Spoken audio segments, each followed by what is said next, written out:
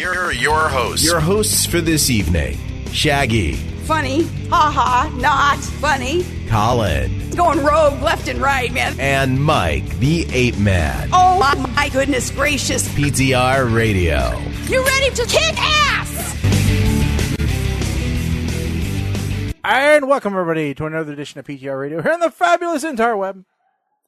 Boy, that opening sounded like crap. Interesting timing. Yeah, it's with the Sarah Palin stuff. Yeah, well, you know, only the best for us. Only the best. That's what we do. I mean, she's in the news today. Is she in the news? Can she still see Russia from her house? She might, but her husband isn't because he's divorcing her. Oh no! Really? Yep. Boy, that family is just all filled with Christian values, aren't they? Well, that's a fair statement, sure. Oh, folks, we have got an interesting show for you tonight. If you would like to interact with the show, as always, comment on our video on Facebook or at PTR Radio on Twitter. Mike is carefully going to be watching both of those, and you may make an appearance on tonight's show, or at least your comment, Mike, might. Later on tonight, we have a special via the phone interview as well.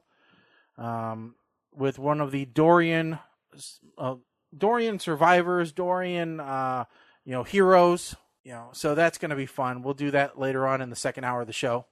Oh, but yeah. Okay.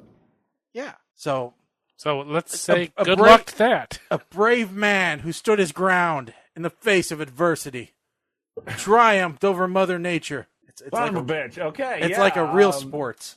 Yeah. So, yeah. Mike's all kind of confused. He doesn't know what's going on. Oh, he's not confused. He's like, what the hell are you doing? No, I'm not confused. I mean, you arranged the interview, so I don't know why you're so confused. I forgot that I arranged the interview. So that's why I'm confused. By the way, Mike, you have Catalina. Okay, what we usually ski is our drink of choice. Which I have an update on that, by the way. Okay, good. But Mike, you seem to have brought a competitor to the market for tonight's show. It's not a competitor. Oh, believe me, it's not a competitor. Okay. This is the effing Catalina Lime mixer, and I got a 12-pack of this for no other reason than I like the name. Okay, and it's a great reason to buy a product. Well, listen, this is when cherry and lime become best friends. The effing Catalina Lime mixer, baby. This is the nastiest stuff I ever... If you notice during the opening, you'll see that I took a sip before I said anything, and you saw me give that face of, so, what in God's name have I done? The thank but you, I'm gonna Grandma, drink it anyway. Thank you, Grandma, for the socks face. So, my question is that like an in-joke, an East Coast joke? What is this effing Catalina thing? It just... Have you not seen the movie Step Brothers? I have not. And John C. Reilly. Then you guys are not going to get it. Okay, that makes sense. Yeah, it's not for us. It's not for us. So, but that's okay. That's usually the way that it goes. So, an update to a story that we've been following. Yeah, there is yet another Disney Plus discount offer. Yeah, I saw that. So this one's now, if you are a Disney Visa card holder, you can now get a discount off a 2-year subscription. Sweet. I like that. $20 off. Well, they had a deal for D23 members. Yeah, you had to go to D23 and sign up as a regular member, which is free. Yeah. But that one is now done. And then you could get it for like $3.88 a month for the first 3 years. Yeah, you also were a founder. Yes, founder. I missed on that one. I didn't. I'm regretting it, but... Yeah, I registered, but then I never... It takes 24 hours for them to send you the offer, and then I didn't click on it. Because I thought, it's not till November. I don't know. I'm just waiting to see who Disney buys next, because eventually they may buy a competitor or somebody in my industry, and that might stir some kind of offer that way. Or they're going to partner when Disney Mobile starts out there like with their own cell phones. Yeah. Disney Plus will be included, preloaded on the cell phone. So maybe that will be... Well, they could. They most certainly could do that. It wouldn't be the first time that we've ever, had that happen. Look at what Amazon did, with their great... the Fire Phone? Yeah, the Fire Phone. Everybody needed a Fire Phone. Yeah, well, because it had 4 cameras, and it could identify a product by looking at it and find it for you on Amazon. Yeah. Well, That's brilliant. What's going to be interesting because more channels just dropped off. Some local cable networks. So I saw some people were complaining they couldn't watch their baseball games, and I've now switched over to YouTube TV. So you're one of those red people. Well, I would have preferred Hulu TV, but for family reasons, I switched to YouTube TV. But what's interesting about these new services is there's no commitments. So it's like in the future, if they can't agree with the local station wants more money, they won't do it. They're like, okay, fine, we're going to knock you off. And then all local people are just going to, okay, and cancel that service and switch to a different service that still has the channel. And that's going to be kind of interesting in the future. What is that going to do to prices? Well, and I mean, the question is, are they going to go more to annual subscriptions then, where they lock you in for a set amount of time rather than month to month? Because like cable right now, you get a package and you're locked in for a year or 2 years, whatever it is. Most of them don't go longer than that. And, there's a penalty if you don't. Altice, which used to be Cablevision, which used to be IO and whatever, now they are offering packages, phone, internet, and TV, $90 a month for life. Ooh. So we may be seeing a paradigm shift on the cable pricing because they know they're losing out to streaming now. Oh yeah. There's no question about it. That's an easy one to keep. $90 a month for life. Okay. Now, 20 years from now, when everybody has terabyte internet, and you're still tooling on with your 10 megabit, $90 per month plan, I don't think there's going to be any people still wanting that. Well, but that's a smart plan.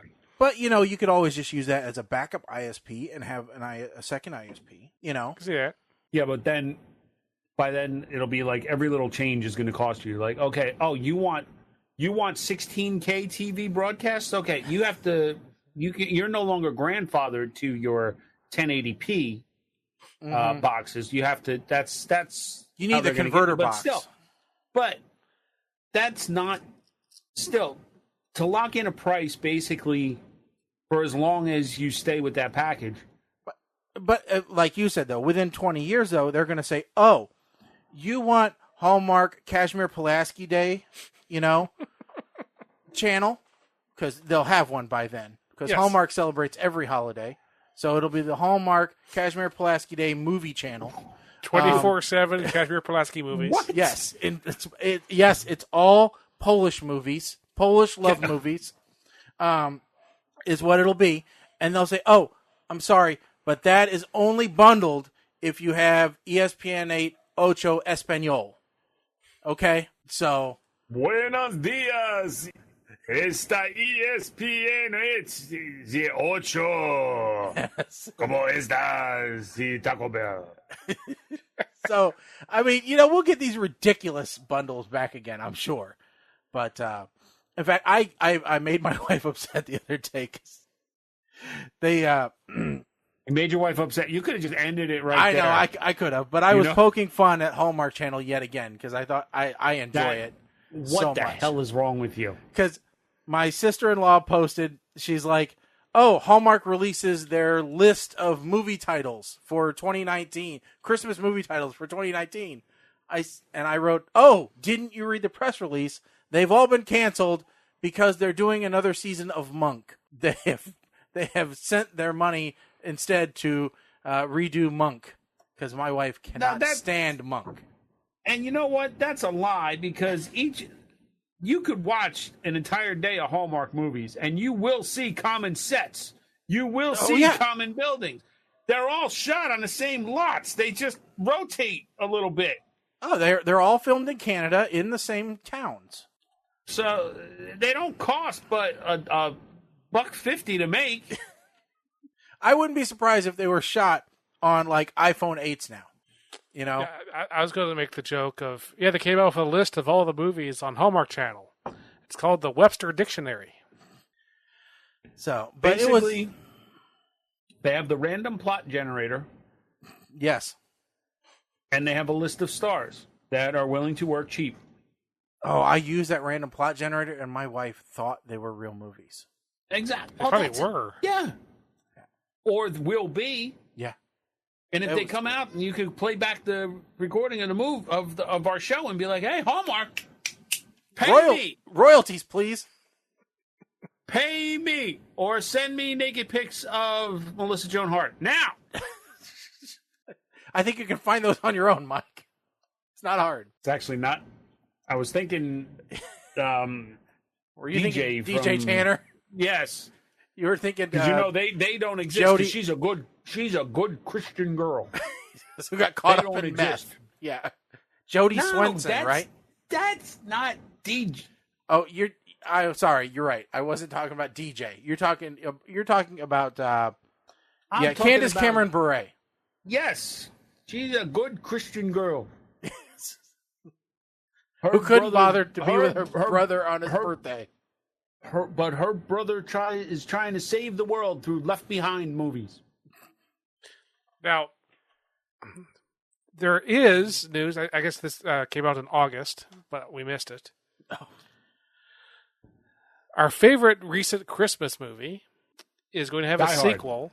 No, recent Christmas movie. The last one with Robin Williams? Sequel's going to be hard. Christmas? El Camino Christmas? No, the Christmas Chronicles. Oh.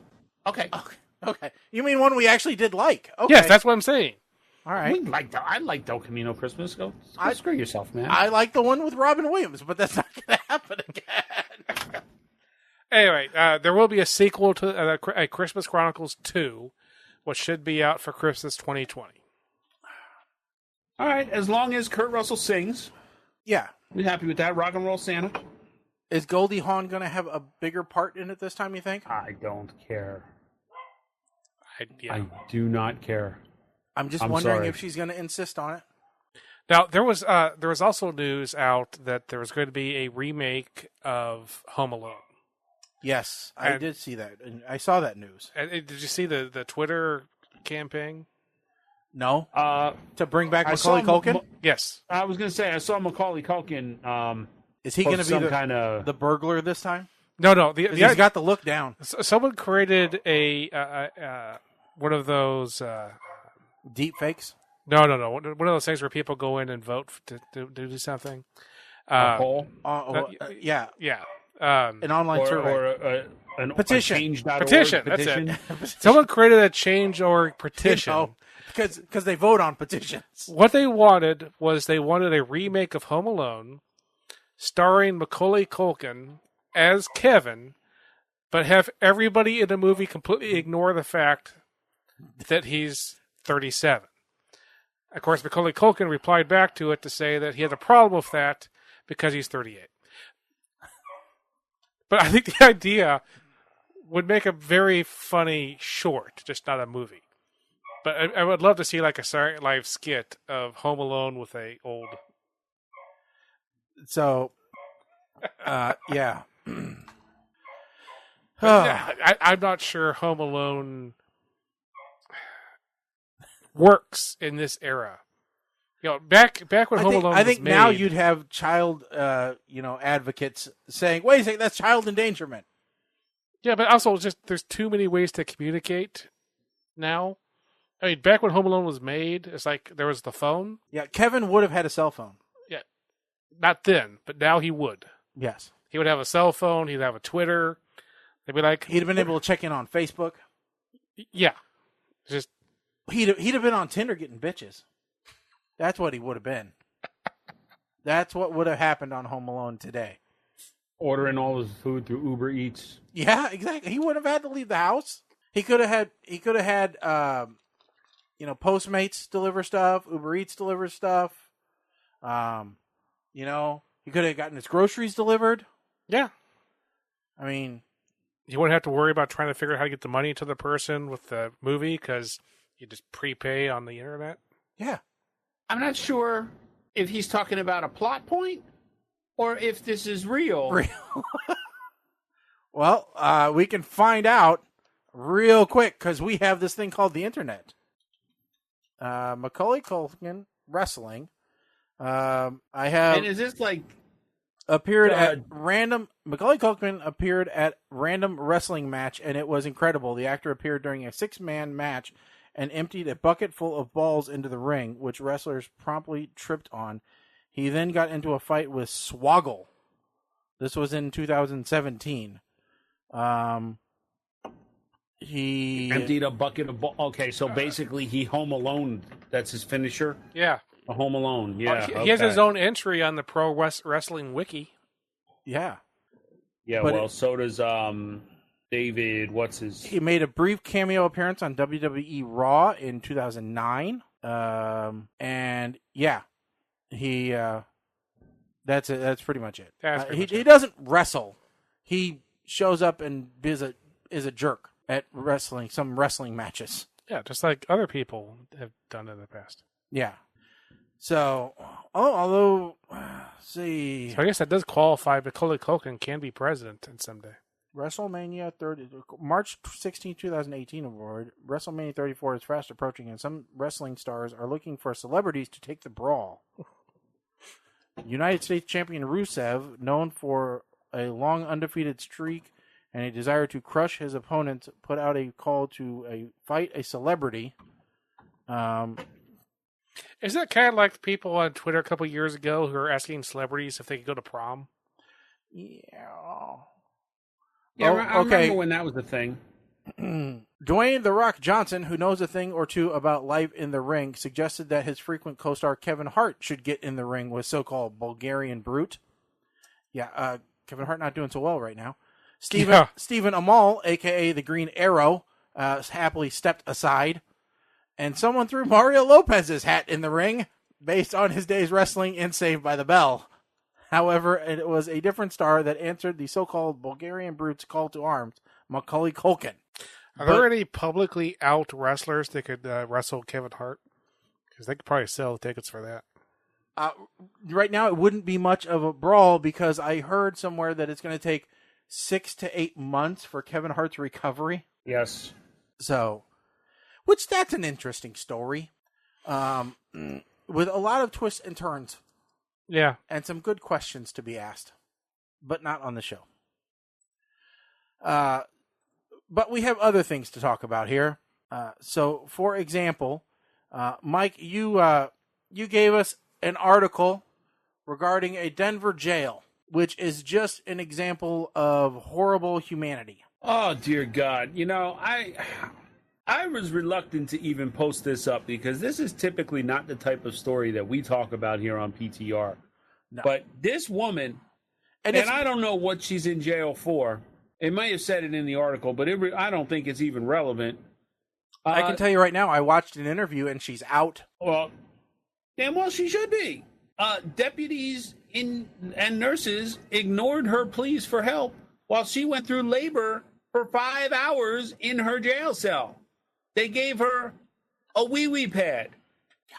That's one of those training pads that you put down for puppies. They gave her one of those to put on her mattress when her water broke. And then she delivered the baby by herself in the jail cell.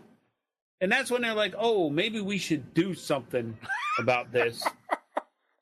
Not even like, I see a head. There might be a head. Not even. Hello? So. Yes, I did. I do not know how we can make this, funny. Yeah. That's why I said, I don't know if this is but this is a travesty, is what it is. Yeah. Mm-hmm. Now, I've heard the lady scream out of her cell. Well, listen, natural childbirth is one thing. When it's done by choice. and there's a doctor or nurse and a whole staff there to supervise and intervene if there's a problem. Yeah. This is some old Vietnam War era shit where in the rice paddy where the woman just gives birth and then the baby's there picking the rice with the mother in the paddy and everything is all well and good. Yeah. This is America, people. In Denver, no less. Were they all smoking? I don't know, but the crazy thing is that the Denver Health Department, the Department of Justice, or not Justice, but the jail administration have found no wrongdoing has occurred. Oh, like I said, are they all smoking? Mile High City? You know, how can you say this is not, that there's nothing wrong with this? Yeah. So yeah, sue them. I think she did. Yeah, there's a federal lawsuit filed. Good. I hope she wins. Yeah. The lawsuit says she go ahead. The lawsuit says that no nurse dried or warmed the baby or cleared mucus from his mouth for several minutes, and that jail nurses did not have the equipment to cut the baby's umbilical cord. It was not severed until firefighters arrived 15 minutes after the baby was born. Now, it's not like they didn't know that this could be happening at any moment. You know, this wasn't a suddenly pregnant. No. You know, and the way that you mentioned that they gave her an absorbent pad. No, they slid it under her door and said, "Here." Well, yes, I know.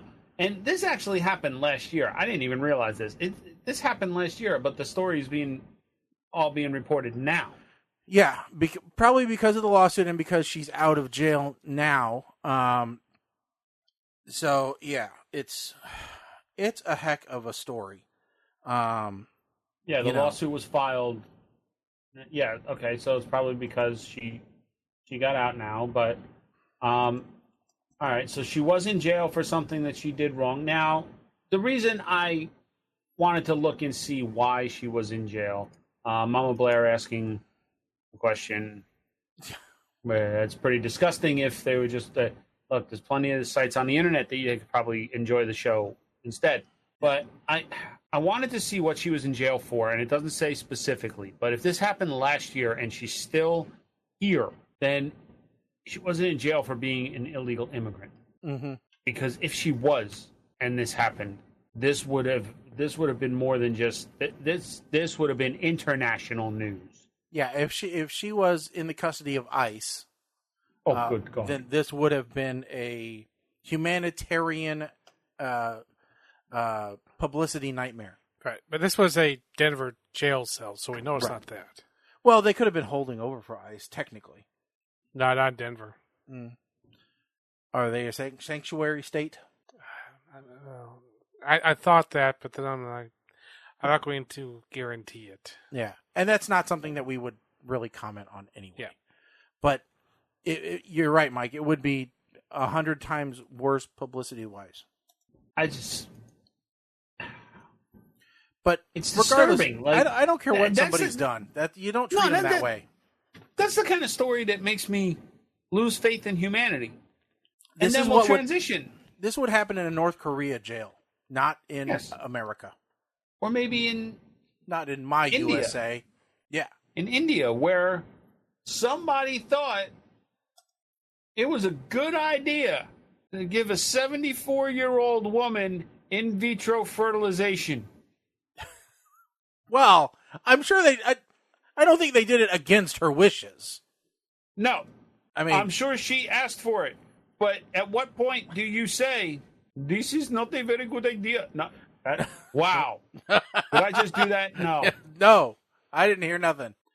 At what point do you say, this is not the smartest idea we've ever had? Just because we can doesn't mean we should. 74-year-old woman now holds the record for world's oldest mom after she gave birth to twins following a round of in vitro fertilization using donor eggs. Now, to add to this story, just so that you know, so that we set the table correctly on this. Okay, set the table. All right. The couple welcomed two girls after undergoing one round of IVF in January, which, by the way, from what I've heard, I haven't had personal experience with this. It does take multiple rounds of IVF. It's not terribly common for the first round to actually work. Correct. I've heard many stories that it's 3, 4, whatever rounds, and they're not cheap. At least here. Well, usually somebody, when they're doing IVF, it's a last resort, so it's very unlikely they're going to get pregnant anyway. Yeah. So this lady, and her especially husband is... Yeah. So her doctor claims ending their 60-year wait to be parents. This woman's name, who I can't pronounce, alleged feat surpasses that of 70-year-old Daljinder Kaur, who previously held the record for the oldest recorded age at birth. The couple's daughters were born via C-section. Boy, I should hope so. With doctors reporting no complications. So they are changing diapers of their newborns as nurses are changing their own diapers. Yes, that is correct. Or no, not nurses, grandchildren or somebody. Well, no, they don't have any children. These are their only children. These are their only children. Okay, somebody. Oi. That's why she did it, is because they didn't have any children. This is that we touched on this mentality a couple of shows ago when I said one of my ex-hockey teammates followed up the question of you don't have kids. Who's going to take care of you when you're old? This is that mentality. Yeah. Yeah. They figured they got 16 to 20 years left before they really need somebody wiping up their drool. So they had to start now. Which is weird because typically it's the grandparents who take care of the kids. So, but I don't know anything about Indian culture of who takes care of the grandparents. So usually what happens is, so mom and dad can go to work. Right. Grandparents are usually, not working at that point anymore. Mm-hmm. So they take over raising the children. And it's just people I've talked to, that seems to be the way that it works over there. Yep. It's not the way it works here. Here you're expected to work till you're, 65, 70, retire penniless, and, hope that your kids like you enough to take care of you. And to hell with them, they can take care of their own kids and work 2 jobs to be able to afford to be lower income class. And if you don't have any kids, they let the government do it for instead. Yeah, if they have too many kids, then someone else who decided not to have any kids will support those kids. Thank you, Mike. All right. So, but yeah, 74 is a little old to be starting out, I think. That's just me. I wouldn't want to do it. I don't want to do it now. I did it at 19. I couldn't do it today. I have friends who are just getting into the baby business. I'm like, what the hell's wrong with you? I'm 45 and I ain't sorry. Yeah. That ship has sailed. Most of my friends started a couple of years ago into the baby business, and I'm like, what are you doing? You just turned 40. Some of you just the clock just turned to 40, and you're just now having babies. You're nuts. It wasn't easy when I was 19. It sure in the hell didn't get any easier the older I got. And I only know that because grandkids. Only value is send them home. When they're yours and you send them home, guess what? They're still there. Listen, I have no problem adopting when I'm a little bit older. So I don't have to change no diapers and I'll still have somebody to take care of us or whatever. It's possible. I'm not saying it's going to happen, but I can pretty much tell you, when I'm 80, not only are those cards going to be off the table, those cards are going to be burned in the fireplace as kindling, along with all the other hopes and dreams of what I haven't done with my life. Oh, how about to make sure it burns, I'm going to spit Fireball or this crap-ass seltzer at it. I got an idea. Why don't you use thoughts and prayers as kindling for it? That'll never burn. Oh man! All right. Speaking of, I was going to say, never come to PTR Radio for parenting suggestions. No, it's a bad idea. All right. Speaking of marriage and children, fewer people, according to a beauty and style editor, Rachel Grammer Bender, or Grumman Bender, for Yahoo Lifestyle, fewer people are getting married because, now normally we'd say they're millennials, because everybody says millennials are killing marriage, right?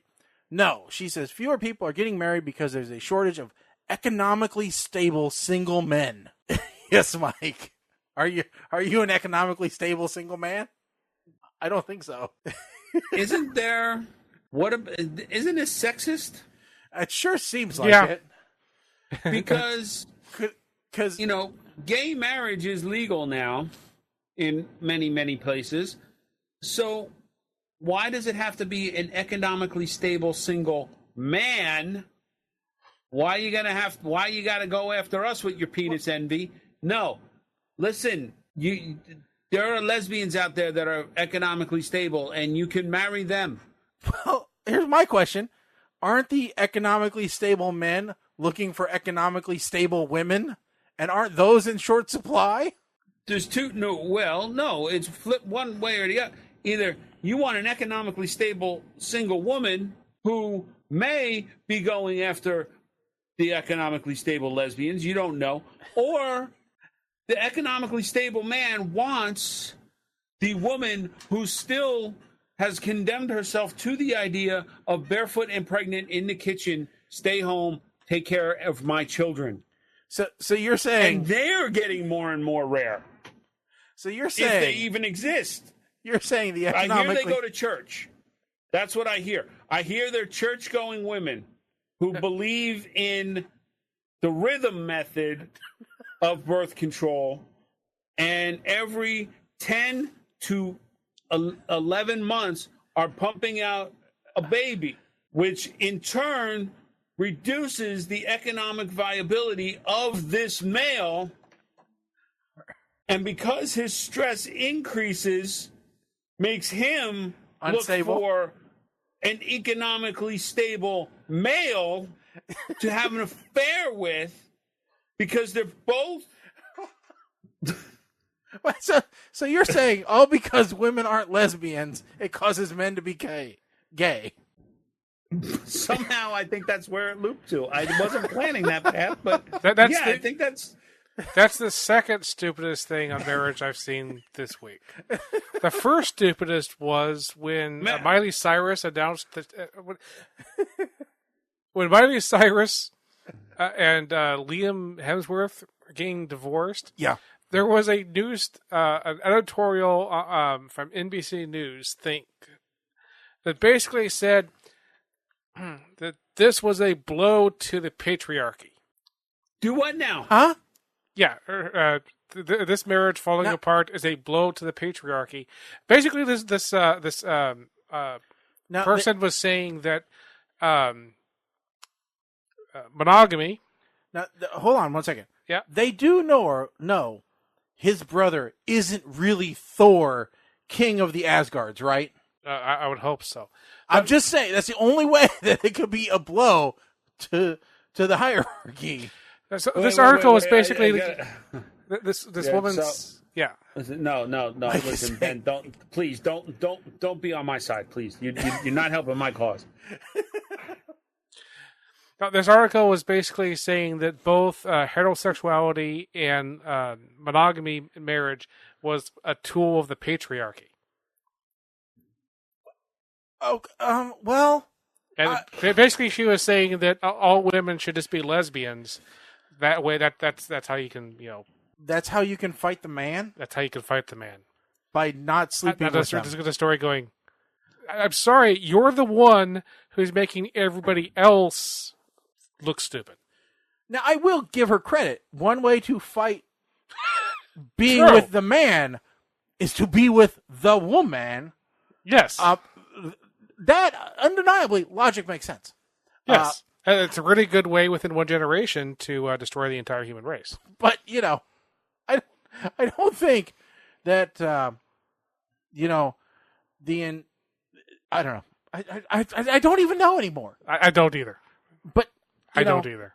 There's just that particular story of like looking at going, see, it's the whole problem in general, politics and everything else, is people taking little itsy bitsy things and then taking a hammer to it and just hammer away in that thing until suddenly something that actually did make sense at one point is now just lunacy, which is making all ideas, no matter how good they are, insanity.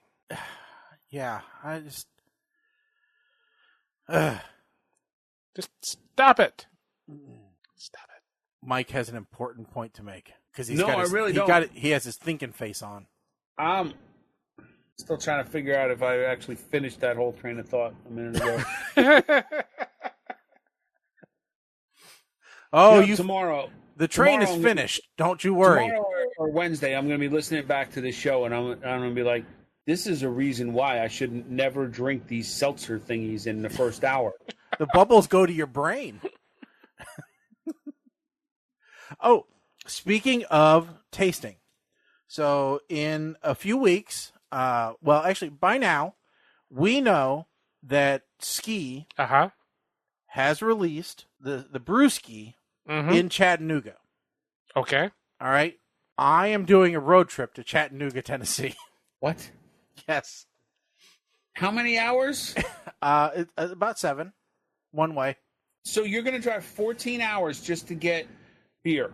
My wife would like a break from the normal here at home, which is anything but normal. So I thought you were going to say, my wife would like a break from me for a day. So she said, don't you have someplace to go buy beer? And I said, why, yes, actually, I could drive 14 hours. Ironically, this is one of those conversations that if it was somebody else on Craigslist, we may know that it was looking for beer is code for financially stable male.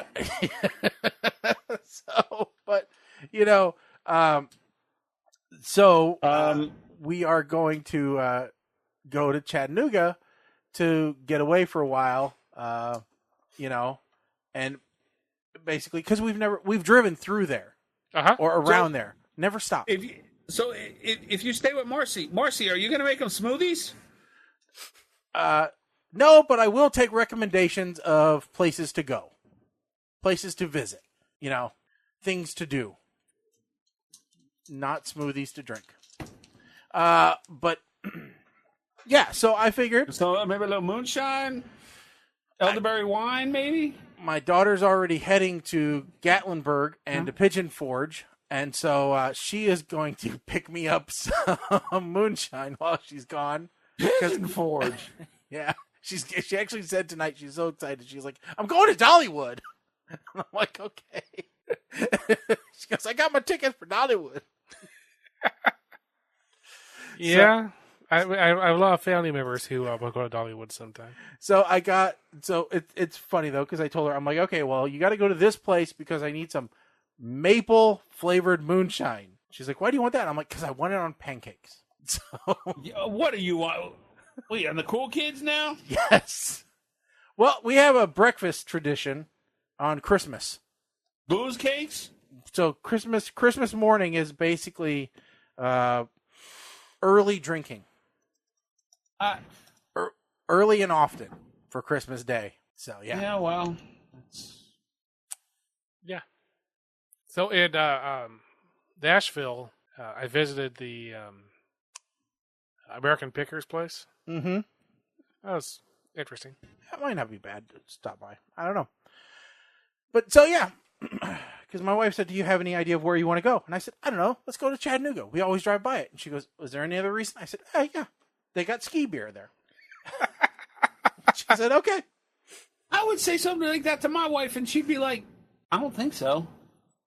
You better find a place that's right on the route.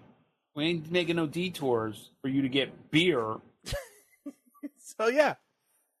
Unless there's like a Coach outlet next door to it or something. Now, 2 shows from now, I might have some interesting tidbits for my parents. They will not be listening to the show next time. Okay. They will be on their very first cruise in Alaska. Oh, yeah. It's going to be fun for them. So we'll see if there's any interesting stories from that trip that I will relay for that particular show. Please don't bring it home a baby seal or an eaglet. Yep, but do see An if you can eaglet steer being the a boat. little, an eaglet being an eagle. I wasn't being like racist or anything like that. I meant it's a baby eagle, not like a mini igloo or an Inuit. No. Let's just be real clear, all right? I'm not crossing that line. No. So, yeah, that'll be fun for them. I've never gone, but I've known a lot of people that have, and they've had a great time. You know, so they're planning a trip to the West Coast because they want to visit every single state. Yeah, they were already going out to Seattle, and then they just suddenly had the idea, maybe we could do an Alaska cruise. Mm-hmm. So, oh, see, and we've mostly gone east, and so I told my wife, I'm like, we need to start going west. Yeah, because I haven't done a whole lot of west travel yet. All right, so Mom Blair, I'm assuming that's what you got, and then she posts this one. Ooh, an ulu knife. Don't be coming home with a knife. That I don't think TSA. You got a better chance of bringing home you just have to have a bottle of Coke from Disney. It just has to be checked. How about a kugel? Oh, now we're just getting a little crazy here. Bring back okay. Yeah. How about the little thermal detonator soda things from. Now that's okay now. You're allowed to check them now. Okay. Yes, you're allowed to check it now. At first I saw they're not letting you take them on the plane. What? And it didn't dawn on me. I thought they were supposed to be like little BB-8 replicas, like little droids. No, they're thermal detonators. Whose brilliant idea was that? Let's make Coca-Cola in the form of an intergalactic grenade. Yeah, that'll be a great seller. I think it's, apparently it is. Which is why people were mad they couldn't take it home.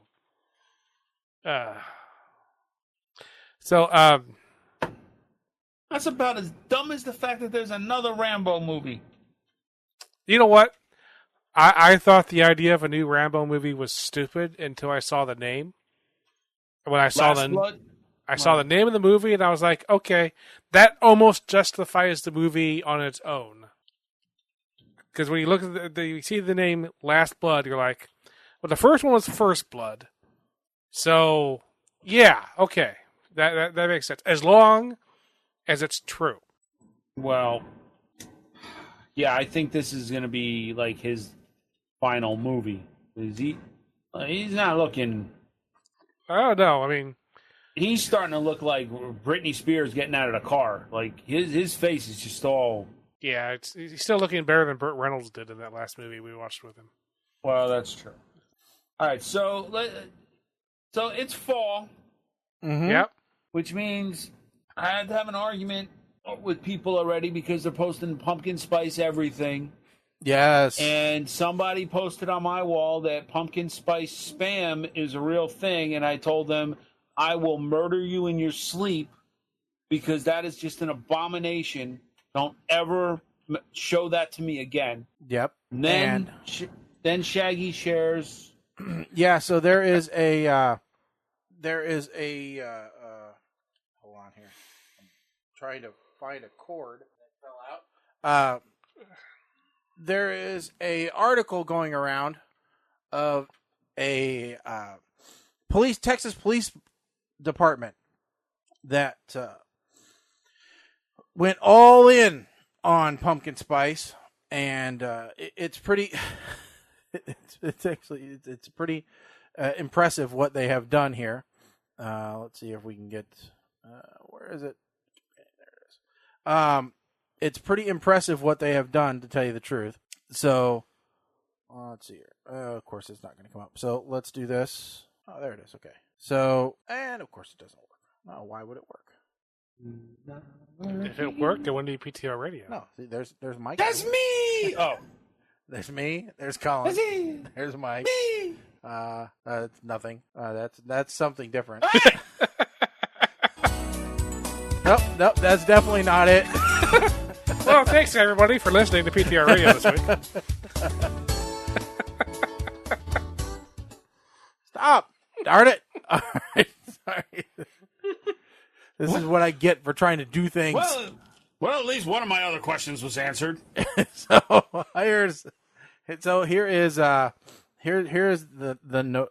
what they posted. So, Texas police officers pose in mandatory fall uniform, complete with pumpkin spice lattes. So, South Lake Police Department posted on their wall, which just is hilarious, seeing these big burly policemen in their little scarf, their pumpkin spice latte, and their UGG boots out there. So I thought it was hilarious. Yeah, I have often joked.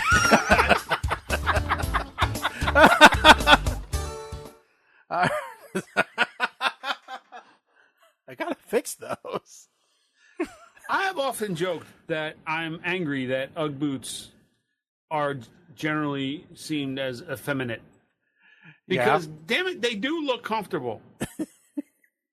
Yep. Right? But I'm not wearing them in fear that I'm going to get mistaken for a Trump supporter and getting the hell beat out of me. Yeah. Yeah, I don't blame you on that at all. It's just...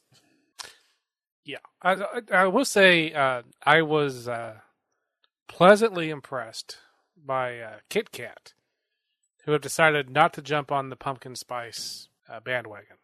Oh. Yeah, they just have pumpkin pie Kit Kats. So no fake pumpkin spice going on. They just said pumpkin pie.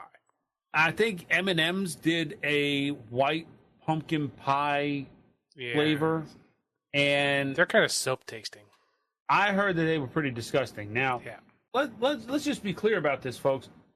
Just because you can doesn't mean you should. Doesn't mean you should. Yeah. All right, I'm looking at you, Spam. Yeah. Pumpkin spice Spam should not exist on this planet.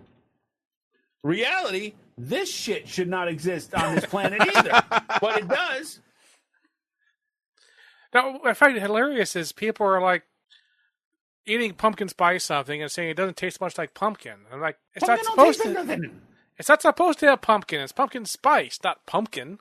Yeah. It's the spice you would have in a pumpkin pie. It doesn't mean there's pumpkin in it. If there is pumpkin in it, that's not correct. Freaking barista standing outside. He who controls the spice controls the universe. No, that's not the spice they're talking about. And I only say that because apparently the Dune remake has started filming or is finished filming. I don't know. Again? Yeah. How many times do I need to make movies about animated condoms attacking people? Listen, Spam getting publicity. Hold on. Now listen to me. Okay? I do not subscribe to that whole any publicity is good publicity. If your product is vomit-inducing, that is not a selling point for a food product. And pumpkin spice meat, in just the academic definition of the word meat, because as much as I love Spam, it doesn't necessarily translate to a real meat. There's a lot of meat glue holding that stuff together. You don't want your product, you don't want people throwing up eating your product. Officer Pumpkin Spice disagrees. Hey, we're back. Yeah. Well, speaking of fake meat. Yes. Okay. You think you had something you wanted to talk about there, Shaggy? Yes. So, yeah. Well, everybody here knows that we have a special relationship with really Icon. What does this have to do with fake meat? Oh, I don't know. You're using the wrong... I'm using the wrong segue? Yes. Which segue were you wanting me to use? You said earlier... Oh, yeah. So it's fake meat. Sorry. I thought you were talking about M-E-E-T instead of M-E-A-T. You can see where I would get confused. Oh, sure. So, Yes, I could see, or you would say, "Oh yeah, we're gonna have that fake meeting now." So there was a question posed from Colin about if vape pens are really good for you, and Mike said yes, those are great. No, he really didn't say that. No.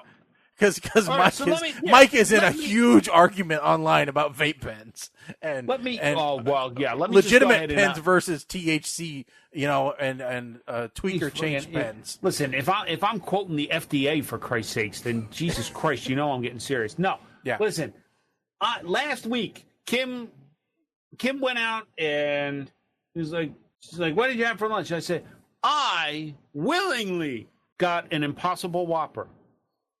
Yeah. So you've had one, Colin. Have you had one? I had one. I have not had one yet. Every time I passed Burger King, I thought, you know what? If I was hungry, I would get one just to see if it's any good and if it's any good for me. Because the advertising says, hey, want to live longer? Want to do something good for your body? Have this thing that's not really meat. Okay, let me stop. Let's take this one part at a time. Mm-hmm. The first is regarding the taste. Mm-hmm. Is it any good? Mm-hmm. I can honestly say, if I did not order it, meaning I wasn't the one who said I would like an Impossible Whopper, please. If it was given to me on a plate and I ate it, I do not believe that I would be able to tell the difference taste-wise between an Impossible Whopper and a normal Whopper because there's so much stuff on there. Yeah, it's all about That the toppings. masks. Yes, so you get that little there's just enough of a flavor in the patty that it rounds out and it tastes just like a regular Whopper. That being said, something is in these burgers. Burger King is doing something to these goddamn Impossible Whoppers. Because for 3 days after that, I found myself craving this friggin' Impossible Whopper. So they have the cocaine And I don't know Whopper. why. It's like they got Latka in the back making these things with coca leaves.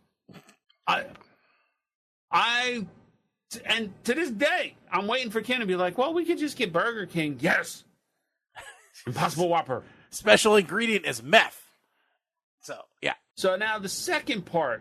Colin, what was your opinion about the taste?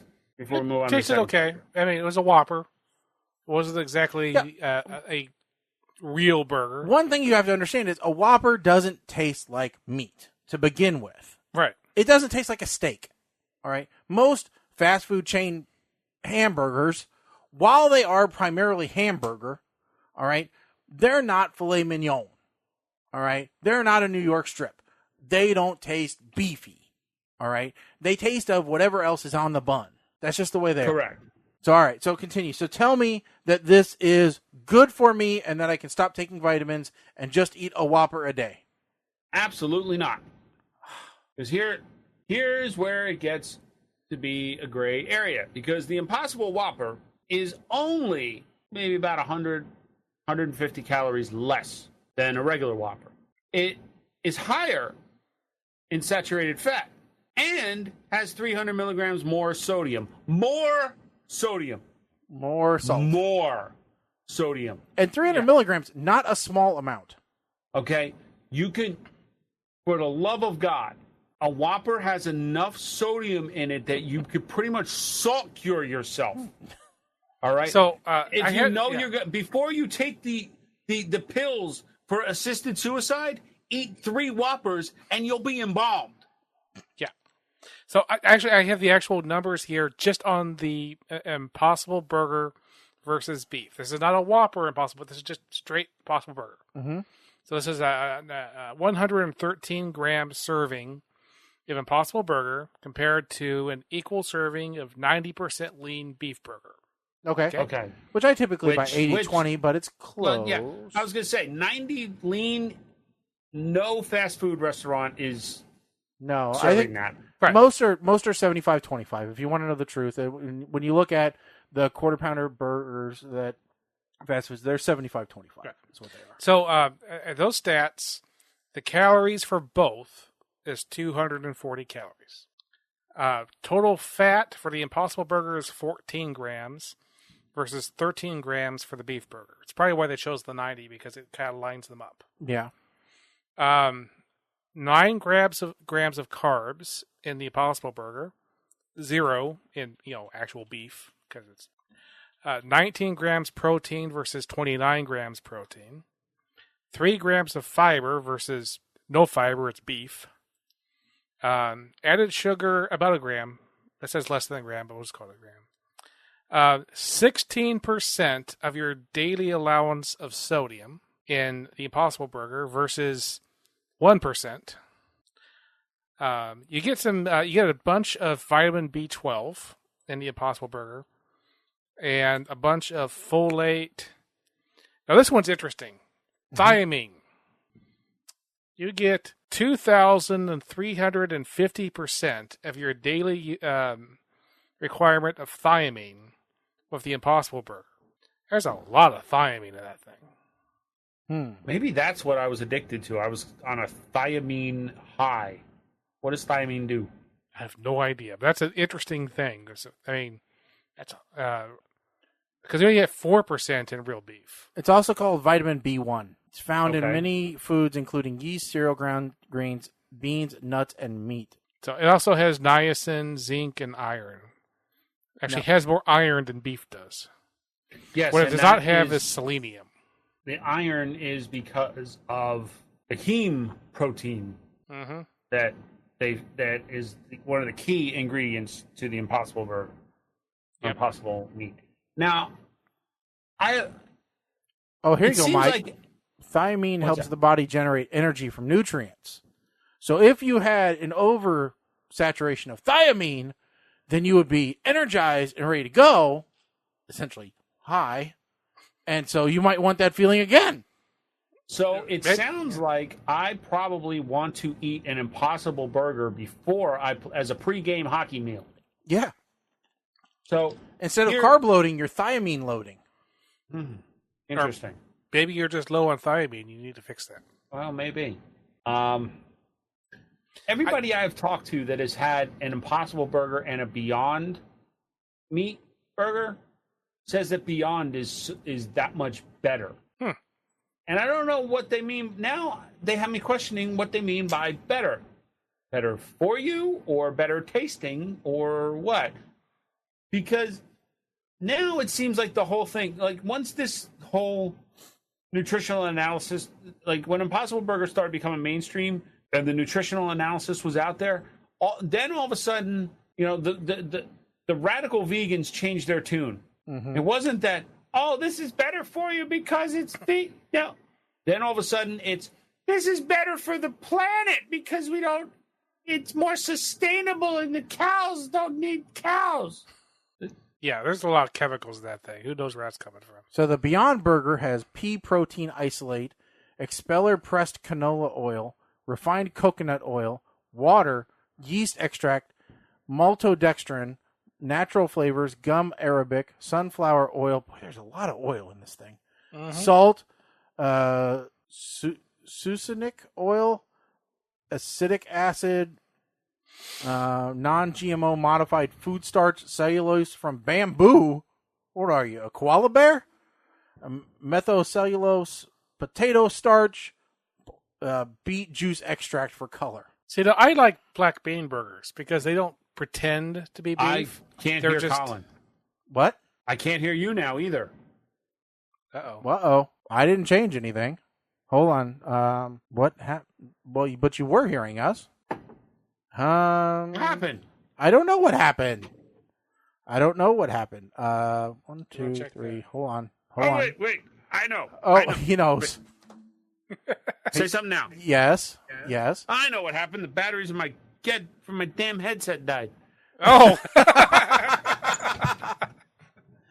Okay. I feel better now. It's All not. right, now I got to change. wasn't my side. We get out the old standby. It's funny. I was thinking about it too. I was like, I haven't put these on charge in a while. I'm feeling good. Yay, because we had technical issues before the show, which were my side. And then we had technical issues during the show, which are his side. So life is better. Yeah. Okay, now he can hear us. You can hear us now, Mike? Well, I can still hear you. But Oh, okay. We're still waiting. Yeah, we're still I'm still switching. Yeah, he's doing all kinds of weird stuff. So I was just saying before you lost your ability to hear that I like black bean burgers. But that's mostly because they don't try to pretend to be beef. They're just good on their own. Well, yeah. So all right, we good. Oh, okay. So now do you want to have your fake meat? I don't know. I don't want to be addicted to it like Mike is. Well, I'm not. I've only had it the one time. I just had that slight craving. Now, Shaggy, I'm asking if you want to have the other fake meat. The other fake meat? Yes, the other spelling of meat. Oh, well, yeah. Okay. What, pork? Oh. Yes. So we have a long history on this show of celebrities that just gravitate to us and naturally love us. We've had 7-Eleven owner Mr. Shathid on the show several times. We've famously had Arnold Schwarzenegger on the show. The cast that has been on the show via phone is ridiculous. And one of our favorites all the time has been, really an American icon, even though he's not American, he's foreign born. But he's an icon nonetheless. He's the best James Bond ever. And now it turns out that he is the badass that looks at Mother Nature and says, bring it. None other than our own friend Sean Connery, who at the age of 89 decides that he's going to ride out Hurricane Dorian in his Bahamas home. So we were lucky enough to get a hold of... Hold on. To find out if something really is going... Okay. Nope. We were lucky enough to have him on the show. Yes. And get a hold of him. So what we're going to do is we're going to bring him in via video conference, a little bit here, and we will ask him how he was doing during the hurricane. Because while it's certainly not finished for everywhere, the Bahamas has seen a lot of devastation. Yes, that is a true statement. So, so at this point, let's go ahead and bring in Mr. Sean Connery. Mr. Connery, are you there? Very happy to be here. Thank you very much. We hope everything is going well where you are. It's amazing reception given the circumstances. That's because I have a satellite phone, of course. Good. Tell us, how was it during the storm? Well, I looked outside and there was wind. Then there was rain. Then the seas rose like the set of a movie. And it was sunny for a little while because we were in the eye of the storm, of course. Of course, sir. Then things got bad again, but by then I was drunk, so... Well, sir, we certainly hope... How has your house fared during this whole event? Is everything still standing? I wasn't. Well, no, it sounds like you were quite inebriated. That's being polite, lad. Of course, when I built my house here on the island, I knew hurricanes were a possibility. Therefore, I had my house built as a concrete dome. A dome? No right angles. So the wind would just blow right around it, of course. That's great. Now, not to be lost on us, of course, the hurricane's name was Dorian. And, your last movie featured a character named Dorian Gray.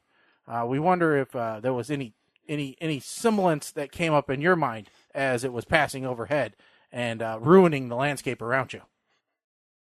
You're really reaching for questions to ask me, aren't you? Well, sir, we haven't seen you in films in a while, and, it's... Because I retired, you beef-witted Applejohn. Well, we were, you give us I'm things like... 89 years old. I don't have to do this shit anymore. Well, I don't know. It sounds like your house is blown down. Maybe you need a few bucks every now and then, right? You could come back on and do a movie, what do you think? They're talking about casting a female James Bond. Good. Should probably have a bigger penis than Daniel Craig. Wow. So you're all right. Maybe more chest hair too. Well, sir, I am happy to hear that everything with your house is okay and that you were able to ride out the storm. And I do want to give credit where credit is due. There was a true hero down here on the island who took 97 dogs from a shelter into her home to give them shelter from the storm. And she took care of 97 dogs by herself. So I do want to give credit where credit is due. Mm-hmm. That's a true hero. Yes, it does sound like it's very good. Why didn't you bring the dogs into your home? Wasn't on my island. And unfortunately, Tyler Perry, that prick, his plane wasn't available at the time. Oh, very sorry to hear that, sir. Did you think about saving any animals? I saved many animals. Okay. Nobody else would let goats and sheep into the house. I did. I had to make sure that my relatives from Scotland knew that they were off limits. But. Well, I'm glad to hear that you're quite the humanitarian still, sir. So. Of course. You realize your hairline is starting to look more like mine, right? Yes, I'm well aware of that. Thank you. You're half my age. You could be my grandchild. Well, but your hair. You're very virile, still at your age, Stop hitting on me, you bastard. well, thank you very much, Mr. Connery, and continued success with the situation down there. To answer somebody, I'm not afraid of spiders. I'm not afraid of spiders at all. All right. Well, thank you very much, sir, and we will be in touch. Thank you. Mike, you're back. Yeah. Well, we had to move you out of frame for Mr. Connery because we've only got the 3 blocks. Of course, because you can't get you can't hide the PTR radio thing. Well, no. Where would people's comments show up if they were to say something? Yeah, where would people be able to see the phone number they can't call? Yeah, I mean, it's obvious. So it's nice that Mr. Connery could take time out of his day to talk to us. A simple podcast.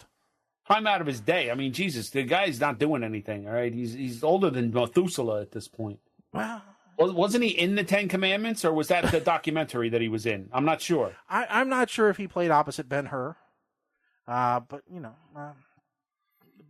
it was a long way from the sub-commander. That's all I got to say. Nah. All he has to do is sit around all day and going, "Why was I in the Avengers? I should have been in the Avengers."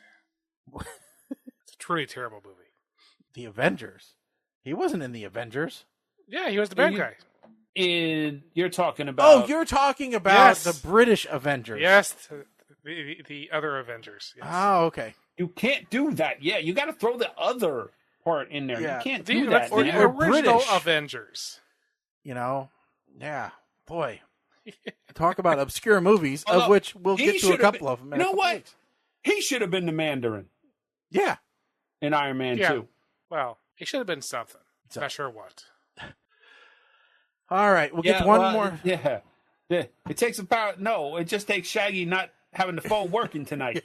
That's all it takes, Ben. You could call in all you want. You're not getting on because it's not working. I don't know why. It could be many things, mostly because it's broken. But many things.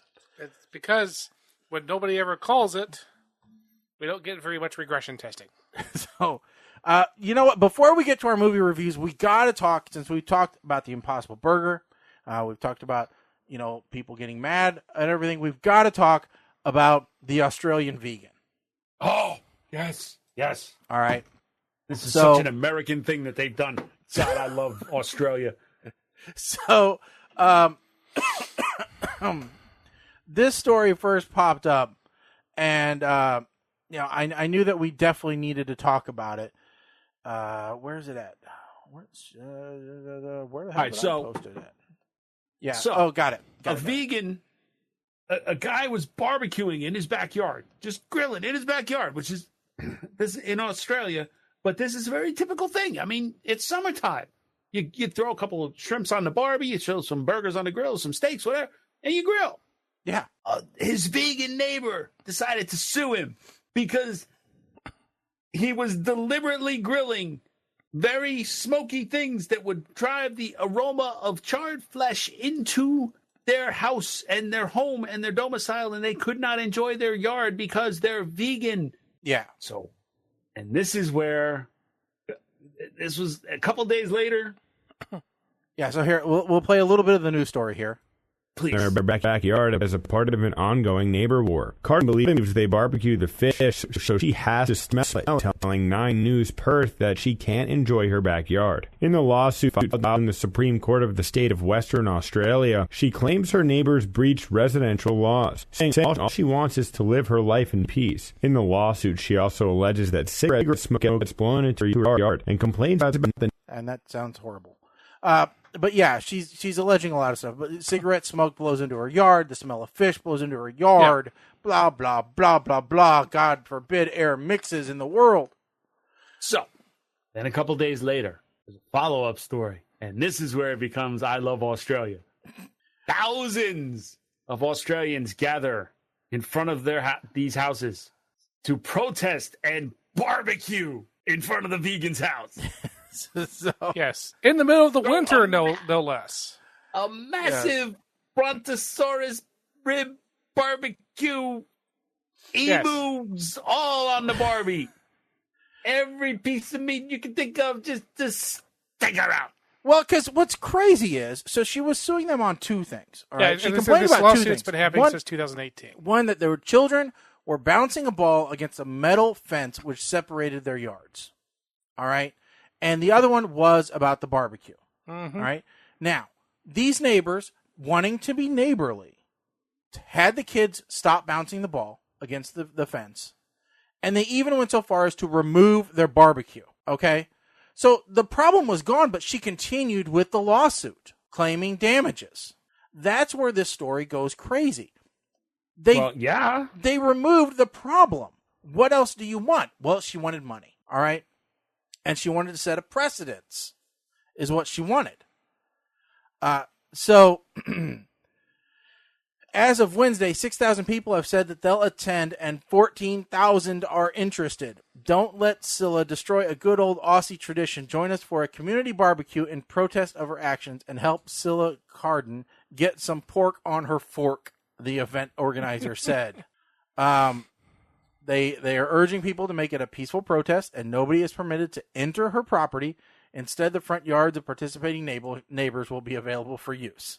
The neighbor who is suing is aware of the event and told her lawyer to take legal action if necessary. What legal action? They're not doing anything legal. They're publicly barbecuing on permitted yards. Yeah. But if it's a protest, now this is where, again, American, if it's a protest and they don't have the proper permits for the public gathering. That's us. Australia, in many ways, is much closer to the U.S. than many other countries are. Okay, so... You know what I learned the other day? Mm-hmm. Somebody told me at work, so don't take this as fact. England doesn't have a constitution. That's correct. They keep complaining that it's a constitutional crisis, but they don't actually have a constitution to have a crisis with. They have, like, a room full of scrolls of previous laws that have been passed. Yeah. They haven't even digitized all of them. When they say in the United States that something is based off of common law, what they really mean is it's based off of law back from past England. Precedents. Because it's all based off of, that. So yeah, as the previous commenter said, there's a lot of room in Australia. There's plenty of outback she could move to. All right? If they grill Impossible Whoppers, then what? Yeah. It smells like meat. It's not me. Mm-hmm. So, and for those who aren't aware, that this is this will be a mid-spring grilling event because the seasons are backwards on the southern half of the earth. I was going to say, do they even have snow in Australia? It depends where you are in Australia. Okay. But right now, it's early spring right now in Australia. Okay. So yeah, I mean, I think this is great. It is, like Mike said, the most American thing that Australians could possibly do to break out all the barbecues and just line up the street with barbecues. Yes. I mean, because that's what would happen around here. It's just nuts. To answer the question, it does snow in Australia, but not generally where people are. Okay. So if it was America, we would hire a catering company that had like the barbecue smoker grill. Oh yeah, on we'd a have trailer we'd to have come the in. trailered smokers. Yeah. Yes. And fans. Yes. Yes. And inflatable pigs. We'd have yes. like, the giant, air balloon pigs for, And a butchery competition. Actually, we would have a barbecue contest on the street. We would get a permit to have a block party so that we could be as close to her house as possible on the street. Yes. That's what Americans would do. I don't think we could American this up anymore. Other than we would all be wearing red, white, and blue, flag shirts. We'd also be having a neighborhood garage sale. Ooh, good garage sales. And with a DJ. Yeah. Playing Baby Shark over and over and over again. Yeah, unless we can find... No, we just play Meatloaf. Meatloaf, of course. And we'd all be drinking Budweiser, wearing cargo shorts, and having guns. And the and girls firing guns in the air, yes. girls will all be drinking White Claw. Yep. Oh, my goodness. White Claw. Now, Mike, There's you a were... White Claw shortage. You hear about this shit? No. I don't know what clause. is. By the way, folks, sorry, this is a bit more curseful show than normal tonight. Yeah. It's just how the I how it blame rolls. this seltzer thing. It's the effing Catalina lime mixer is what it is. Listen, no, White Claw is like the sparkling seltzer, but it's 100 calories per can. Oh, that stuff. Yeah. Got it. Yeah. So the fact that millennials made this thing so popular, right? Like when this stuff called Not Your Father's Root Beer or Not Your Dad's Root Beer came out, that all right, that was different. It was a novelty, right? Yeah. There was nothing out there. They never expected it to take off. They never thought it was going to be any good. Well, yeah, hard root beer it's hadn't sold really out. been done. Yeah, and it's sold out so quick. White Claw is horrible. But I know people that Some people just love swear it. by this. Yeah. All right. Yeah. Ain't Well- no laws when you're drinking claws, baby. No, Yeah. listen to me, okay? Look, if you drink it on an empty stomach, it will mess you up. Yeah. You drink it on an empty stomach, because I made that mistake. I figured, I'm thirsty. I've been working out in the yard. I'll drink this White Claw in here that Kim don't like. I drank it, and next thing I know, I'm hitchhiking naked with no pants on, trying to get to Mexico. It's like an upper class 4 Loco if you drink it on an empty stomach. Yeah. Well, I was watching I don't think I talked about this on the last show. I think I watched it in between the shows, but I was watching a whiskey channel, and they were watching, can you carbonate whiskey? And so they bought a Soda Stream, and they bought this Soda Stream knockoff thing because they wanted to try carbonated whiskey. And the answer is, yes, you can carbonate whiskey. Overwhelmingly, the other answer is, no, you shouldn't. All right? Because they said, one, you have to get a whiskey that has a very, kind of a harshish flavor to it. Because it's going to add some bitterness when you carbonate it. That's just part of the process. The CO2 adds a bit of bitterness. But, so they did it, and then they pour it into this pint glass, all right? And the guys are drinking it, and they're drinking it like you would a soda. And then all of a sudden, they put it down, and they go, this is why you shouldn't do this. Yeah. Because when something has bubbles, your brain tells your hand, no big deal. Just keep drinking. They're like, this is a pint of whiskey. You shouldn't drink whiskey by the pint. No. Like, that's a bad idea. But your tongue says, "Oh, seltzer, drink." And your brain says, "No big deal." But then suddenly your liver goes, "Hey, what are you doing?" So Yeah. So the guy Thrillist did many of them. So whiskey, yes, it worked. Gin, yes, it worked. Rum, no, did not work. It was too heavy. Tequila did not work. Thank God. White wine, yes, that worked. so you could make your own. You can make your own spritzers. Make your own White Claw. Vodka did work. Of course, because vodka is the chameleon of all alcohols. Yeah. That's the list that they did. Yeah. So, but it was, but yeah, they would. White Claw don't do is this. White Claw is alcoholic seltzer. It has nothing to do with wine. White Claw is the brand. Okay. So no, that's spritzers. That's Bartles and James stuff right there. Yeah, That's wine coolers that we they're should making. just bring back wine coolers. Wine cooler. Ugh. Oh, I know. You- We should find out. We should If find you out say Zima, I will. what Zima is made of and just make our own. It's Basically okay. It's carbonated. simple. Alka-Seltzer water. No, it's straight up.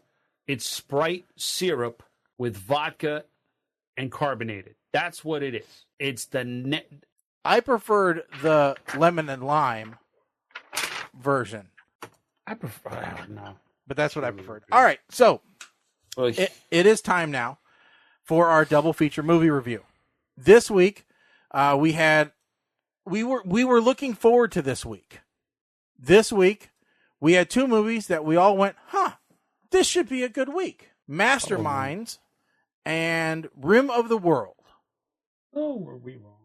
Masterminds, a heist movie, for lack of a better term. Mm-hmm. And Rim of the World, a sci-fi adventure kids movie. Yeah. All right. So which one do we want to do first? Two masterminds. Okay. Masterminds. Minds of master. So let me bring it up here. Let me start off by saying right up front that I'm not a Zach Galifianakis fan. And lately, my opinion of Kristen Wiig and Owen Wilson has also been on the wane. So seeing them on the cast list for this movie did nothing to inspire me. That they would be... did nothing to inspire me. Also, when 15 seconds in, the screen shows me based on a true story, my brain automatically told my eyes that they'd be closed in 3, 2, 1. But when I saw David Gant, played by Galifianakis, I had to do a double take. It was as if my Aunt Susan's hair had been transplanted onto her husband's head. I was a little hooked, I must admit. From then on, I kept asking myself, is it real or is it a wig? Then, as the movie progressed, I thought, sure, it's based on a true story, like Narnia is based on a true story. They probably kept all the names and completely made up a new robbery. I mean, after the last heist film we watched, which was based on a true story, at least they were making an effort to make it entertaining. But there's no way any of this really happened. I revised this thought when, after I was done watching, Colin sends a link with pictures of the real crime. Yep, the real Gant is even goofier than Zach Galifianakis makes him out to be, and even consulted on the filming of the movie. The one thing from the real story that was omitted from the movie was that Chambers' wife actually asked a bank teller how much she could legally deposit before it was reported to the feds. Now that would have been some great comedy gold added to the movie. Regardless, the story was entertaining, semi-factual, and I have to say funny. The fact that we could have a based on a true story movie that really kept me interested speaks volumes. This movie has to hold a smile rating for me because, while not a Schneikes, it's as close as a real story is probably ever going to get. Colin. So, my feelings on the movie are pretty much exactly Shaggy's. I tell you, the interesting thing is, my mother watched this movie twice. I tend to watch these movies with them to have the shared experience of other people watching them and getting their opinion. They watched this before me because I was busy doing something else, and they were laughing all through the movie. So there's that. So yeah, true story. We'll post up on after the story here an article talking about the actual thing. It's one of those weird things where you have lots of stupid characters. And I usually don't like stupid characters in movies because they're just stupid and everybody's stupid. But there's a mix of the FBI agents and stuff are not stupid. They're going immediately knowing exactly what's going on. And it's just the main characters who are stupid. And I'm okay with that. But so definitely a smile. But there's a single thread to this story that is different from the real story that I find so hilarious that I'm going to relate it here. So in the movie, the David Gant character is stealing all the money from a vault at the where he works. It has, I think, like $19 million. Okay? So he steals it all, and then he takes almost all the tapes. He left one tape behind because he didn't realize, because he missed it, because it was in a different part of the room. And so he then leaves. Now, in real life, that really did happen. He got 2 of the tapes. He didn't get the 3rd tape. But what happened next, and this is so amazing, they didn't realize how much money it was going to be. They didn't have enough room for all the money. So they left the van that they used to steal the money with $3 million in it. And the 2 other tapes. So even though he'd forgotten one of the tapes and one of the cameras and left behind the footage for them to know that he stole it, he also left the other 2 tapes with the money for the FBI to find. So the fact that he missed a camera doesn't even matter, because they still would have had all the tapes. And you just look at this going, this really happened. How? How does this happen in real life? I mean, it kind of redeems so many of these other movies we've watched of stupid characters to see just how stupid people really are in real life. So yeah, smile for me. All right, Mike, it's over to you. Well, truth be told, this movie was popping up as a recommendation in my Netflix queue for a really, really long time. And I avoided it like the damn plague because other than The Hangover, the Hangover movies, I don't like Zach Galifianakis. I'm with you. And I was ready to shoot myself after listening to his accent for almost 2 hours. And actually, you know what? I do kind of like all the major actors in this movie that I've seen so far. Kristen Wiig, Galifianakis, Owen Wilson, Kate McKinnon, even the older brother from Home Alone. But this movie, it was just pissing me off, and I don't know why. I can't really put my finger on it. I don't know why. My man is stacking the money. Like, when he goes to steal it, like, I don't know the whole true story like you guys do, but he's going to steal it, and he starts stacking it in the van, and I'm like, no, there you go. Load that van like the first day package handler at UPS. Just start throwing stuff in there. Do it. The walkie-talkies they're using, I'm pretty sure I had them when I was 5. Those exact ones. I'm pretty sure. Please don't kill the black guy.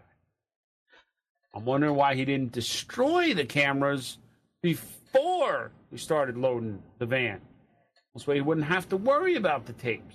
I'm looking... Okay, I got to stop myself here because I don't remember what the context of the scene was. Apparently, I made this note questioning the phrase, somebody called somebody a couple of yard apes. And I wrote after that, please do not let me remember that one.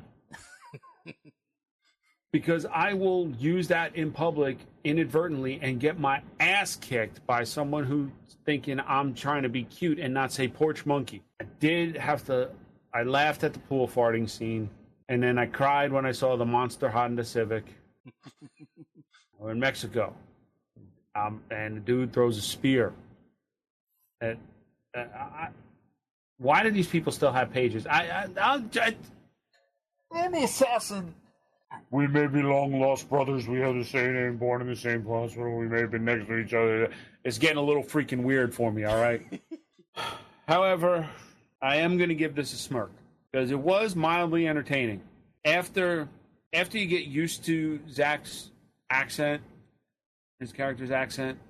And Kate McKinnon, you know, she's one, I try to like her.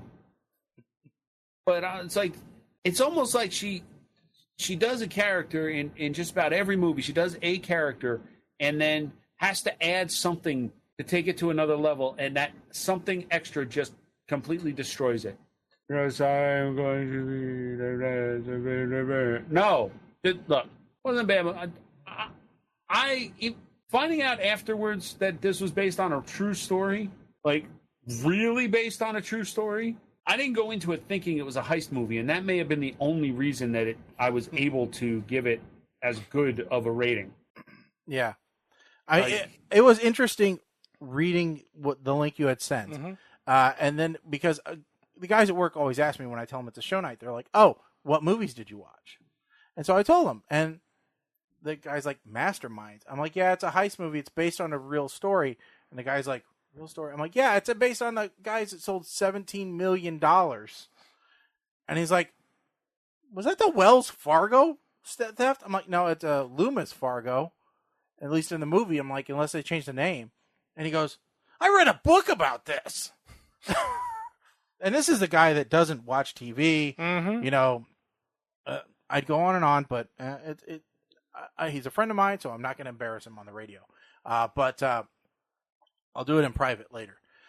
But yeah, he doesn't really do technology very much, even though he's in an IT field. And so when he goes, oh, I read a book, I'm like, that's the least surprising thing you've ever said to me, is I read a book. I'm like, if you'd have said I saw the movie, I would have been shocked. But yeah, so he goes, oh yeah, I read all about this. So it was good. All right, next up, Rim of the World. And I actually, just for context, I actually watched this one first. Okay.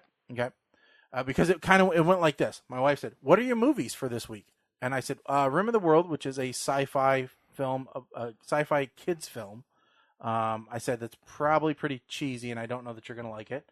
I said, and Masterminds, which is a comedy heist movie. And she goes, all right, guest bedroom has the Roku in it. Have fun. So I watched this one first. This week we had a couple of movies that we actually were looking forward to. I mean, after several episodes with real stinkers, it was refreshing to see some movies that we were really excited about. So I started out my adventure with Rim of the World, a spunky sci-fi flick about 4 kids challenged to save the world against alien invaders, all because they couldn't listen to camp counselors and decided to go wandering off. Of course, during this stereotypical plot, there is young romance, overcoming fears, and a coming-of-age storyline woven in throughout the film. What I like about it most is that there were elements of a true adventure movie, but they were offset with comical interludes to keep the viewer entertained and engaged. Although I will say that the biggest part of the entire movie still remains a mystery even after the movie's end. How did the super alien continue to find the children throughout the entire film? Now, a smart person would say that the alluded to BJ, actually, of that Richie McLook at how rich I am guy, actually included some type of homing beacon or something, but it never gets stated as fact. I will say that after his stomach was slashed open, I fully expected a small alien baby creature to come jumping out of it, especially when he passed out in the control room. If this ruined some of the spectacle of the movie for you, then I apologize, but this was a huge plot hole hanging out there, and I have to wonder if the movie script was started by one person and finished by another. In today's world, it wouldn't have surprised me if that was the case. Regardless, this tale, while shown as a kids' movie, really shouldn't be shown to young children. I think 12 would be the minimum age I would expect for the viewing audience, given the violent nature of the film. There are some pretty violent scenes. Overall, it's a fun film that makes for a good popcorn flick. With that said, I can't give it a smile because some of the moments were a bit too cheesy or predictable. So, a solid smirk it is for this Netflix film. All right. Yeah. Colin. So, first off, it was rated TV 14. Okay, good. So I was right. So, yeah, they want you to be 14 and up. There was a bit more death in this movie. I mean, especially the first person you see killed in this movie is impaled through her mouth by a giant finger. That is a particular scene I don't think I've ever seen before. It's kind of surprising. On the other hand, this kind of movie, if well done, is a favorite genre of mine. It kind of reminds me of a lot of those kids on a quest trying to do stuff. So Stand By Me, for example, that kind of Explorers. Explorers is the best ever, except for the end. Under the Mountain. Yeah. So any of these movies that are like this that I will enjoy. I like how all of the characters had actual personalities and good backstories set up so that they weren't just all cookie cutter generic. And there were a couple times when I was able to call out exactly what the next line was going to be before the line was said. So there's a little bit too much of that for me to give this a Schnackes, of course. So this is not going to be a Schnackes movie. But it is going to be a solid smile. Just because this is the kind of movie I like. All right, Mike. Okay. Now it's your turn. All right. Holy hell. I see this kid in the beginning with all of these computer screens. First of all, I immediately think, is this the origin story of Mr. Universe from Serenity? Then immediately I get jealous that the kid's got a dozen computer screens and he's, 12? I want to know where I can get one of those Cosby sweaters that the dude's dad is wearing when he sends them off. Because, damn it, I want one. I'm not kidding. And it's another movie with Puke Tub Guy. Yes, that is forever how this guy is going to be known. Deal with it. This is like the 5th movie we've reviewed with him in it. Starting to get a little annoyed. I truly did not have a single thing to say about this movie because I was enjoying it so much until they found the car. And the kid joked that he was not able to drive stick. Found it a little bit offensive and racist that the Japanese girl could. So I'm keeping it short and sweet, and I'm giving this a big old laugh. I felt like this was a good family fun flick. Really didn't have anything bad to say about it. Kids all played their parts well. There was nothing too silly like a giant Uber drone. Yeah. I have zero qualms about recommending this movie. I do now agree with you, though, that there was a plot hole of how they were able to find or keep finding the kids. And part of me just thought it was by scent, actually, to be honest with you. Yeah, they actually said something about that. Maybe he's tracking by scent. Yeah, That's why they changed clothes. But then they changed clothes. And it was not tracking the kid, the ex Richie Rich kid, because at the end it was chasing the redhead up the antenna, not the Richie Rich kid inside the place. So it's more likely tracking redhead maybe by smell. Who knows? I don't know, but I just thought it's a hole. It is a slight hole. But it's a slight hole. It's a whole plot of the movie. It's one of those it's holes not the where whole plot. No, but it's one of those holes where trying to come up with an explanation is probably going to create a bigger hole than just ignoring it. It just bugged me. It bugged me. I did. It is something where you kind of wish. Oh, I was thinking that.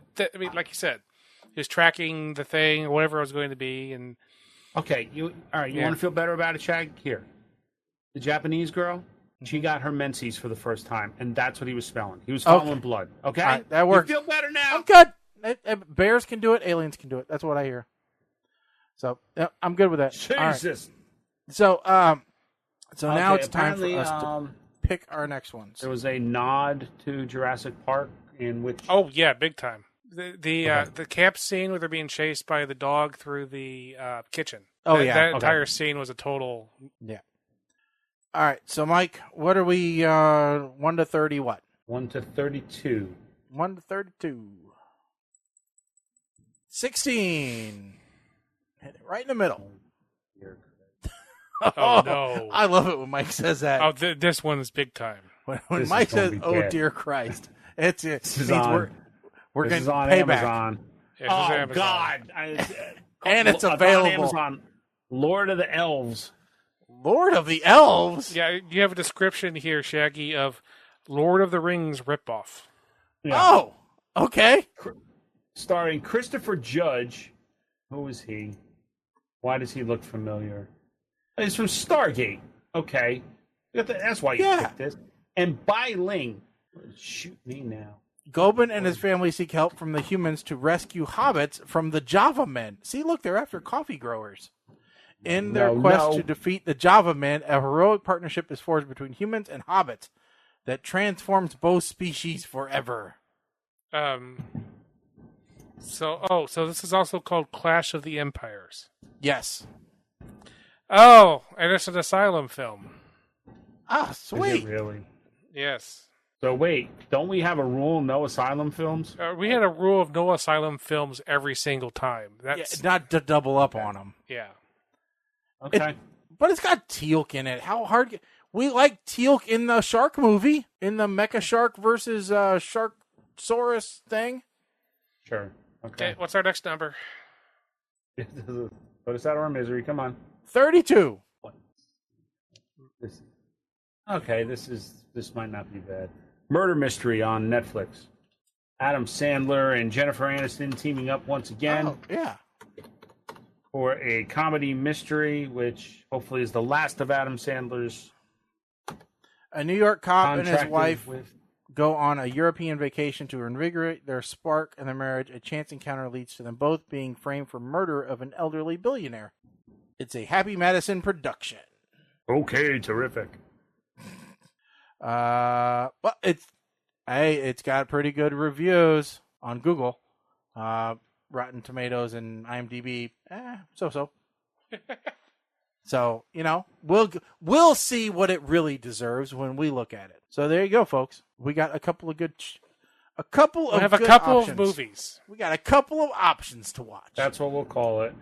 So, and they're both movies. That TV shows like last time. So that's good. Yeah. So, start over. So we want to thank everybody for watching PTR Radio, listening, tuning in, however you do, whether you're listening on iTunes, Stitcher, Podcast Addict, Apple, whatever. There's tons of ways that you can get in touch with the show. Facebook, Twitter, Instagram are, of course, our favorites. Don't forget, you can always check out the show, ptrradio.com. That's got all the information about us, the show, how to subscribe. There will be a rash of episodes getting posted because I've been doing horrible about that. So those will be up there soon. So don't forget, sign up for the podcast, and then you always will get the latest show when it eventually gets posted. So anyway, I know that before our next show, I have a big event. I will have my annual trivia night for Lee Elementary School, where I am trivia master, game master, big host guy in charge. So if you're in the Springfield area and you're looking for something to do, September 20th, doors open at 6, trivia starts at 7. It's only $10 a person, 8 to 10 people per table. It's a good time. Come out, have fun. Come up, say hi, and be happy to sign autographs, take pictures, whatever it is. So we're looking to have even more people than last year, and it's going to be a lot of fun, I think. So would love to have folks out there from the show. Colin, what about you? Anything coming up? No. Nothing. Nothing? All right. So do that? No, not doing that. Mike, anything for you? Not until November. Not until November. All right. So that I'm aware of. Keep your eyes out for Mike. He'll be out and about in November, and we'll make sure to let you know. So again, thanks to Mr. Connery for calling in. We really appreciate that update. We hope everybody enjoyed the show. That's it for us, folks. Sick of forking us. We are done. I'm Shaggy. I'm Colin. I'm Mike the 8 Man. See you next time.